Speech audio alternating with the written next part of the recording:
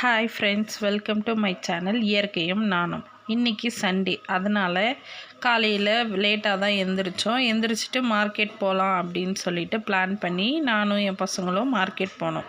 Market போகிற இடத்துல ஒரு பெரிய பார்க் இருக்குது. அந்த பார்க் உள்ளே போய் பார்க்கணுன்னு எனக்கு ரொம்ப நாளாக ஆசை. ஆனால் டைம் இருக்கிறதில்ல, வெறுமனே போயிட்டு வந்துடுவோம். ஆனால் இன்றைக்கி அந்த டைமு எங்களுக்கு வந்தது.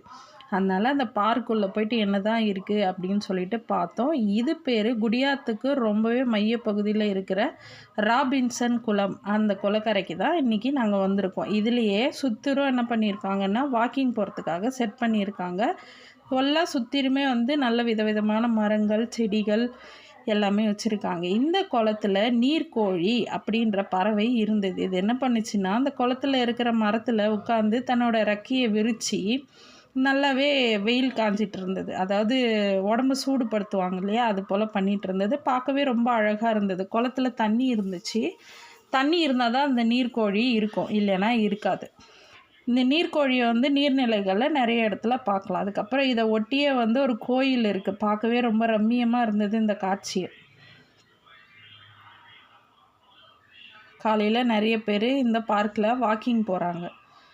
இந்த பார்க்கில் பார்த்திங்கன்னா நாகப்பழ மரம், முல்லை செடி, பவளமல்லி, அத்திப்பழம், அரச மரம், அப்புறம் நிறைய விதவிதமான பழம் தரக்கூடிய மரங்கள் தான் எல்லாமே செட் பண்ணி வச்சுருந்தாங்க. இது குடியாத்த நகராட்சிக்கு உட்பட்டது. அதுக்கப்புறம் பார்த்திங்கன்னா மார்க்கெட் உள்ள என்ட்ரு ஆகும்போதே பூ விற்கிறவங்களாம் இருந்தாங்க. அதுக்கப்புறம் மளிகை ஜாமான்லாம் வாங்கிட்டு, நாளைக்கு ஆடிக்கிருத்திகை அப்படின்றதுனால நாங்கள் பூ மார்க்கெட் உள்ள போயிட்டு விதவிதமான பூக்களை பார்த்தபடியே எங்களுக்கு தேவையான பூக்களெல்லாம் வாங்கிக்கின்னு வந்துட்டோம்.